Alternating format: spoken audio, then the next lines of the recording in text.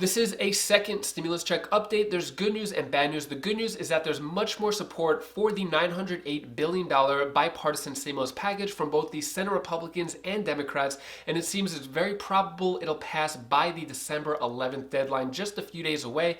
The bad news is that it does not contain stimulus checks or a lot of the other benefits that were promised us, and I'll let you know exactly what many senators from both Republicans and Democrats said about the progress made with this relief package. Also, I'm giving away multiple $200 checks to my subscribers to celebrate that we reached 200,000 subscribers, and I'll give more details on that later on in the video. I hope you're having a great day so far. So I'm going to play multiple clips of Republican and Democrat senators talking about the upcoming stimulus checks in just a minute. But first, I wanted to talk about this. So it seems like it's going to be a sad Christmas without a stimulus that extends any of the workers' benefits. So it seems by December 26th, a lot of workers, 12 million of them, are going to lose the PUA, which is the Pandemic Unemployment Assistance. They're going to lose the PEUC, which is the Pandemic Emergency Unemployment Compensation, in all of these states. So it seems pretty bad. On the flip side, in Japan, it seems like they're just about to have a $706 billion stimulus package.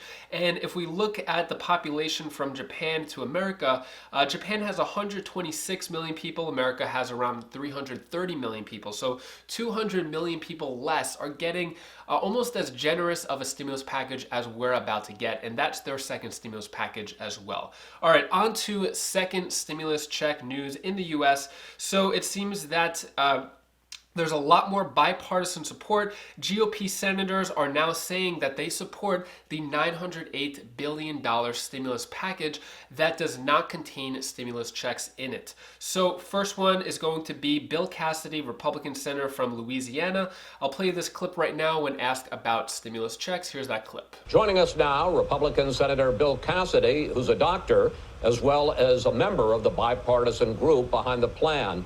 Senator, what are the chances that Congress will pass this compromise plan that your bipartisan group has come up with? And I guess more specifically, how assured are you that Senate Majority Leader McConnell will support it and that President Trump will sign it? President Trump has indicated that he would sign a $908 billion package. There's only one $908 billion package out there, that's ours. Leader McConnell has said he's not interested in making a point. He wants something which passes into law.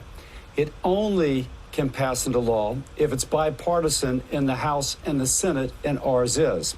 Now, neither have said, oh, we'll sign your bill. That's fair. We have final language. Our final language, Chris, will probably come out earlier this week. And so then people can look at it and we can modify it as needed. But the indications I get, the pain of the American people is driving this, and I'm optimistic that both those leaders will come on board. Senator Bill Cassidy said that President Trump will sign this bill, even though it does not contain stimulus checks. Let me know what you think about this down in the comments below. Should President Trump hold off and put his input and say that it needs stimulus checks attached to it? Let me know your thoughts on this down in the comments below. Also, McConnell is interested in signing this bill, but there is no language or text of this bill yet. We haven't seen the official bill, just the number breakdown of how much money is going to which area. So there's still room for negotiation of a stimulus check to be in there. But here's the follow-up question about stimulus checks. Let's do a lightning round. Quick questions, quick answers, and some of the specifics about the legislation. Some members of your group and also outside your group are calling for another round of $1,200 direct payments to every adult American. Is that go or no go for you? This is let me nuance that. It may be a go, but it's not in this bill. This is not a stimulus bill, it is a relief bill. And it's something for the next 3 to 4 months to help those in greatest need. There may be a stimulus check, but that would be part of a different piece of legislation. Democrat Senator Mark Warner weighed in on the progress of the stimulus package. He had an interview yesterday, Sunday, and said that the bill may be approved as of early as today, Monday. Here's what he said in the interview. Well, as you know, the legislation you're working on as of now does not provide direct payments to Americans, and it does include some sort of liability protections for companies. Senator Bernie Sanders said because of that, he can't vote for it. He said, quote, "This proposal provides 100% legal immunity to corporations whose irresponsibility has led to the deaths of hundreds of workers. It would continue to provide a get-out-of-jail-free card to companies that put the lives of their workers and customers at risk, unquote. What's your response to Senator Sanders? Well, my response is, Senator Sanders respectfully is not involved in these negotiations, and his characterization is just not accurate. We are looking at trying to give some level of a timeout to allow states, if they want to put in place standards. We have already, for example, in Virginia, put in COVID standards. That part of the discussion is vigorous and ongoing. And those who want the direct stimulus checks, that will be something that a President-elect Biden will grapple with. We're looking at a 4-month emergency relief package. And I would say to any politician in either party, they're going to go out and tell the tens of millions of unemployed workers who lose their unemployment check on the day after Christmas, people that will be kicked out of their apartments without rental assistance comes January 1st, the small businesses, the restaurants who've been trying to struggle through as the weather gets colder, won't be able to do as much outside dining, that somehow $908 billion, $908 billion, bigger than the whole TARP package, is not enough for a 4-month emergency extension. I'd like to see somebody make that case to people who, if we don't act, will be put in harm's way. I view this clip as bittersweet. I think it's great that everyone's moving forward with this stimulus package, but for a Democrat senator, as Senator Mark Warner said, to not have stimulus checks in it and it's okay, that means that it may be setting a precedent for more Democrats to say, hey, it's okay if there's no stimulus checks in this one. Maybe in the next one we'll have stimulus checks, if there even is a next one. We may have to wait another 8-9 months. So with Mark Warner saying that there is progress, but yet no stimulus checks, I think that's a bad sign. The next interview is with Joe Manchin, another interview yesterday. He is another Democrat senator involved with this bipartisan bill. Here's what he said in the interview. Go to what I invited you on for, which has to do with this bipartisan deal you guys are coming together. It looks like it's going to be just under $1 trillion. How close are you? Is this a deal that we're going to see come to fruition before the end of this coming week? Well, it's a deal that must come together. We don't have a choice now. It's one of those things that has to be done, and I'll tell you the reason why. I want people to understand, this is a COVID emergency relief. Started out as a relief framework. You've seen the framework, how we came to $908 billion in all the different categories. And what we did as a group, we came together and said, listen, we have got to do something. After the election, we started coalescing around how do we move this forward. And we looked at basically everything that was going to terminate at the end of December, the lifelines that people are depending on, whether it be food assistance, whether it would be shelter, whether it be health care, whether the necessities that people have, child care that's needed to try to get our lives back. All the things were going to be eliminated, Chuck. And we said that can't be done. We cannot allow this to happen. Democrats and Republicans came together, and we're moving forward.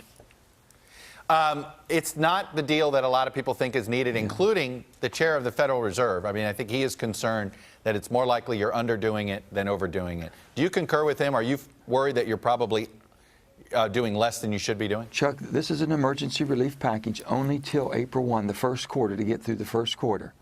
Every indication says more money is needed. We see that.